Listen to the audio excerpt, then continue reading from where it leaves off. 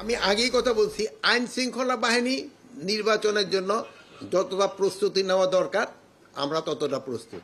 আমরা 7 তারিখে না একটা ট্রেনিং, আমরা 7 তারিখে উদ্বোধন এটা করতেছি, যেটা ফর্মালি হয়তো আপনাদেরও দাওয়াত দেওয়া হবে। আমরা আমাদের প্রস্তুতি আমরা নিচ্ছি এবং বাকিটা নির্ভর করে জনগণ, আপনারা এবং রাজনৈতিক পার্টিগুলোকে। এখন হলো কি, যেমন ধরেন গতকাল আপনারা হয়তো পাইছেন কিনা, চিটাগাঁও কিন্তু গতকাল রাত্রে একটা ঘটনা ঘটে গেছে।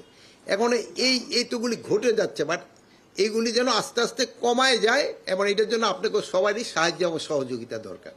এইগুলি করে এটা তো আপনারই বুঝতে পারতেছেন কিভাবে করতেছে। এখন এই নির্বাচনটা যেন সুষ্ঠু হয়, এই জন্য সবারই সাহায্য এবং সহযোগিতা দরকার। এটা আমি একটা বলি, ওই যে আপনার যেটা প্রশ্নটা, এখানে তো ধরেন কিছু সংখ্যক লোক যেই পার্টিটার কার্যকলাপ নেই, তারা তো চাবি নির্বাচনটা ভঙ্গ করার জন্য, তারা তো অবশ্যই চাইব। মানে এদেরও একটা সংখ্যা তো রয়ে গেছে। এখন এই সংখ্যাটারে প্রতিহত করার দায়িত্ব হলো রাজনৈতিক দল এবং আপনাদের সবাই মিলে, আমাদের সবাই মিলে, যেন কেউ এইটা নির্বাচনটারে যেন কোনো রকমের বাধাগ্রস্ত করতে না পারে।